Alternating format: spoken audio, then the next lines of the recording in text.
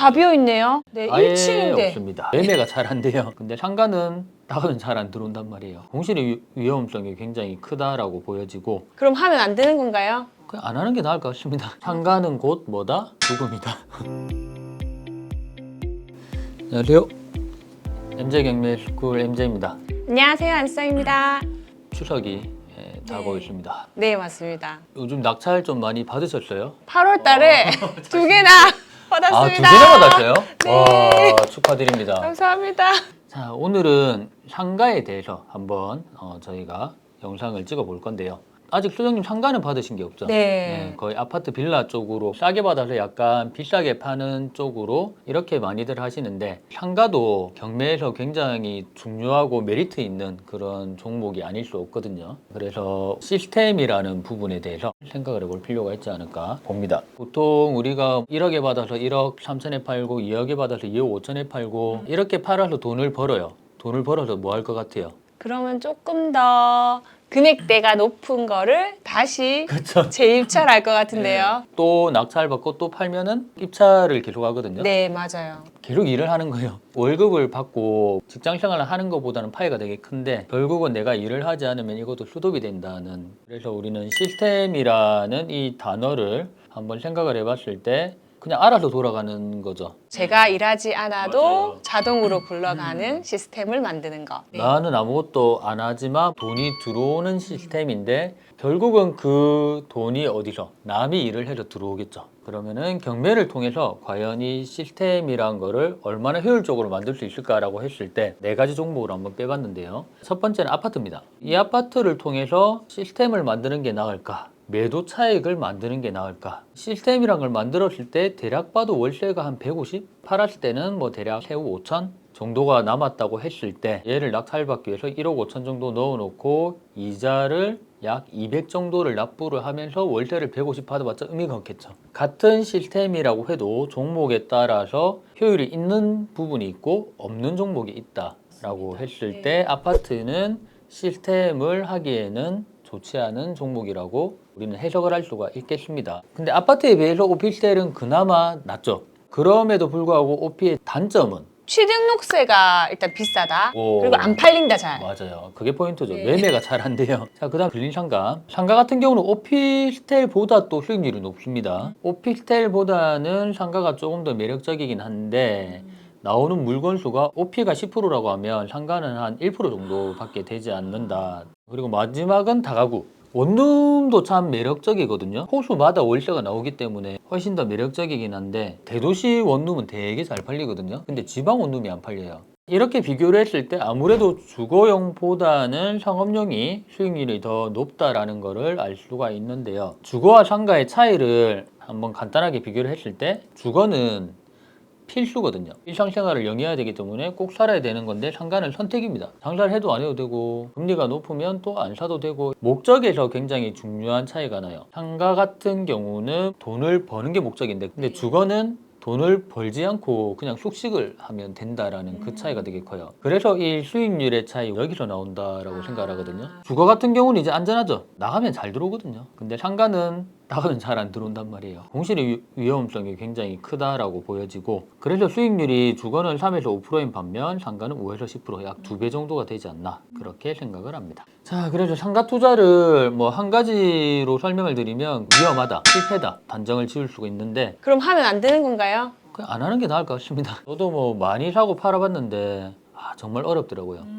정말 어렵기 때문에 정말 신중하게 보셔야 될 필요가 있습니다. 성공 확률은 한 5% 정도라고 저는 생각을 하고요. 그 이유가 뭐냐면 일단 지금 경기가 최악입니다. 상가 경매가 11년 반 만에 최다로 지금 현재 나오고 있고요. 네. 코로나 이전과 이후에 상가 시장의 변화가 상당히 많이 일어났었는데 코로나 때 부동산이 굉장히 많이 올랐잖아요. 그게 이제 거품이라고 생각을 하거든요. 자영업은 어떻게 됐어요? 굉장히 안 좋았죠. 그래서 실제적으로 아파트나 이런 자산 가치가 있는 것들만 올랐지 화폐 가치가 올라갔기 때문에 실제로 이때부터 창업자의 목락은 시작이 됐거든요. 그래서 지금은 굉장히 그게 심해졌다라고 볼 수가 있고요. 코로나 이전에는 상가 낙찰 가격이 아파트보다 높았어요.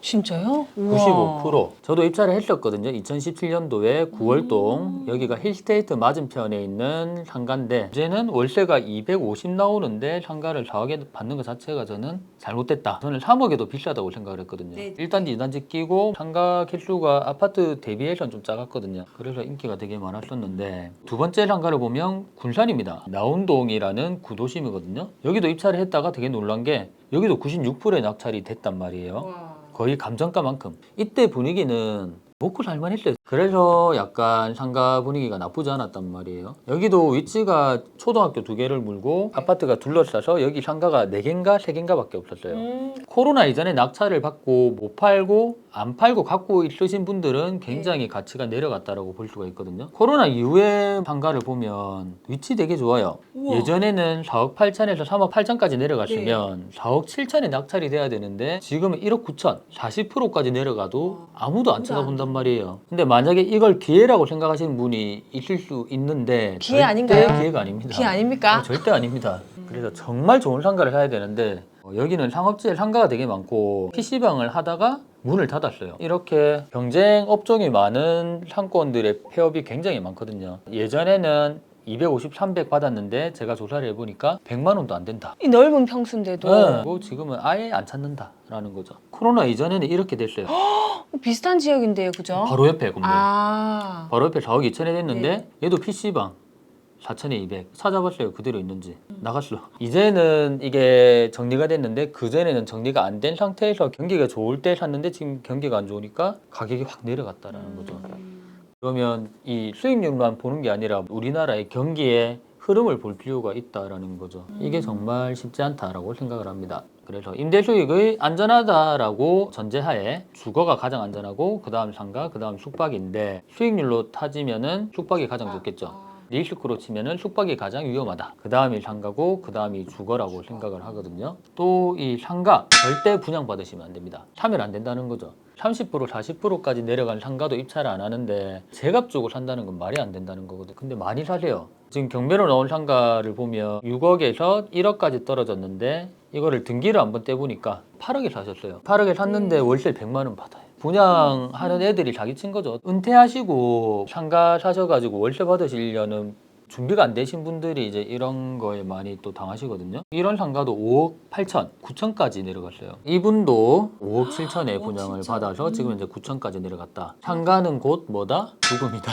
절대 분양을 받으시면 안 된다는 거를 확인을 할 수가 있습니다. 그리고 투자자들이 절대 하시면 안 되는 상가는 혁신도시. 왜냐면 혁신도시 같은 경우는 일단 상업지가 너무 많고요. 아, 상업지가 많다 하면 안 되는 이유 중에서 하나가 수요보다 공급이 많아요. 수요보다 공급이 많다. 그리고 혁신도시는 보통 LH에서 땅을 수용을 해가지고 한 3천만 원에 팔거든요. 상업지를 2천만 원, 3천만 원에 분양을 받아버리면 임대가가 올라갈 수밖에 없고. 그렇네요. 근데 수요는 없고. 그렇기 때문에 가격은 내려가고. 대표적인 혁신도시가 원주하고 나주. 원주 같은 경우도 이렇게 상가가 굉장히 많이 나오는데 다 비어 있네요. 네, 아예 1층인데. 없습니다. 사람 자체가 없고 뭐 워낙 상가가 많기 때문에 싸다고 해서 받으면 안 되거든요. 또 나주. 지도만 봐도 항상 나오거든요. 깨끗하다고 사시는 분들이 또 있어요. 낙찰을 받으시는 분들이. 실제로 사람이 안 살아요. 여기는. 사람이 안 살고 도시만 깨끗하기 때문에 가격이 싸다고 낙찰을 받으시면 안 될 것 같습니다. 오늘은 약간 위험한 부분만 설명을 드렸는데 일단 상가 투자 굉장히 위험하고요. 호텔 같은 거 사시면 안 되고 분양형 호텔도 절대 안 된다. 안 됩니다. 혁신도시 절대 입찰하시면 안 됩니다. 이렇게 일단 위험한 부분만 설명을 드렸는데 다음 시간에는